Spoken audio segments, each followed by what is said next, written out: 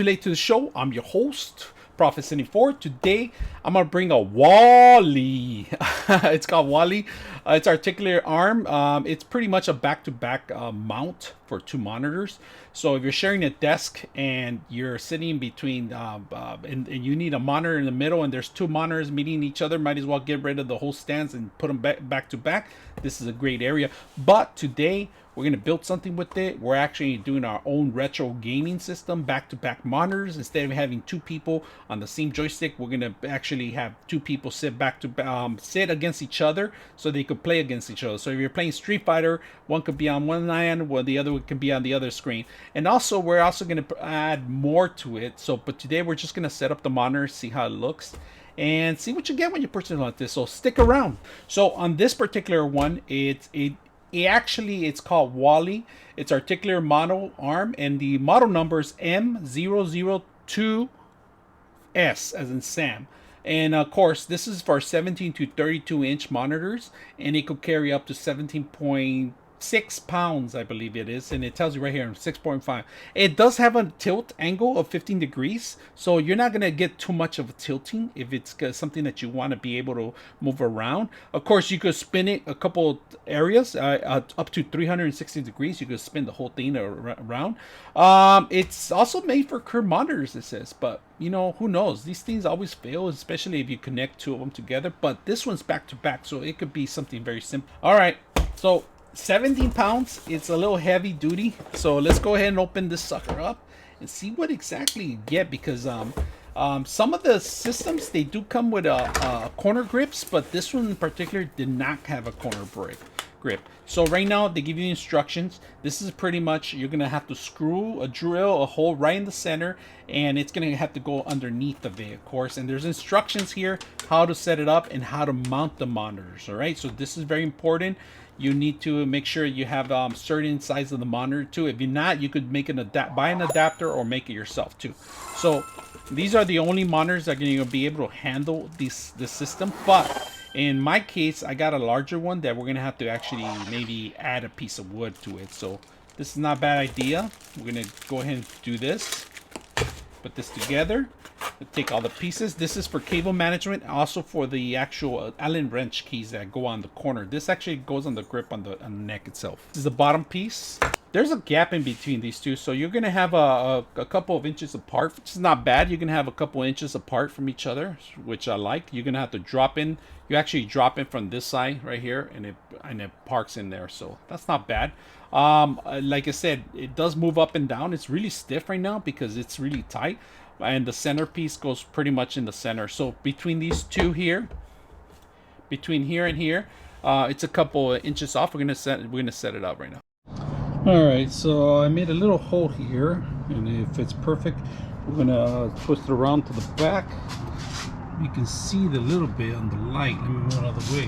The other hole's there, so we can go ahead and start it. And sorry about the lighting. All right, we're gonna do it from the back. It's a little dark in here. We're gonna put this in here, and this is gonna tighten up the actual screw. Tighten it up in there. A little dark, but on the other end, you gotta put this in here. All right, we landed the post. It's gonna move from here, nice and stable. Then we put in the base, and then we screw in also the last parts of it too. All right, so make sure you guys put the screws in the bottom.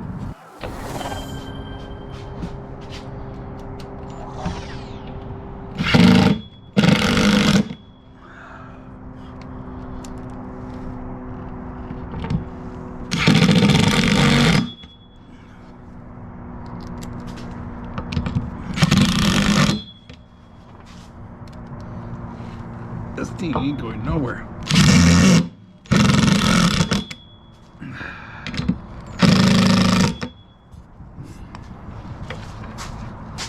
Alright, so I had to make an extension for this because if you can see, the holes are huge, and this is a TV, a 32-inch TV, and I'm gonna put it as a monitor, so this is the only way it's gonna go. I had to put an extension to it. I don't care how crooked it is because this thing moves 360, so we're good as long as it's almost in the middle. But these have to be accurate. So the way I did this, I put a piece of paper underneath and I just traced it, and then I put it over the paper, make sure it's evened out. and it's a piece of wood. We're gonna put it on the top and go ahead and continue. And this is part one of our build that we're doing, so not bad.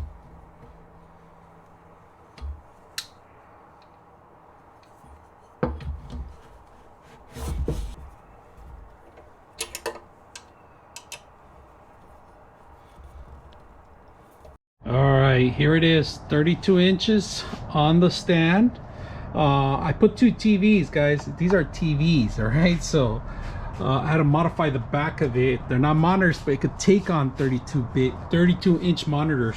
I'm gonna show you guys. So I put these pieces of wood because they're TVs, just so I could set them up on the mount. And it's fixed to the bottom, cheap plywood. I put in there just for the demo. You can see, nice and stable. They're both divided, so I have one monitor here, got the other one sucker here. 32 inches, right?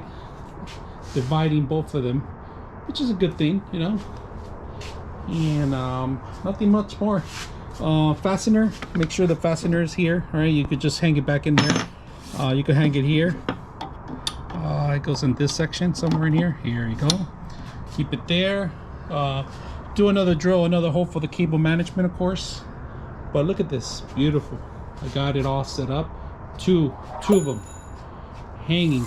Two 32-inch TVs modified on the back, but these are made for monitors. I modify it for the TVs because I'm doing a project on it.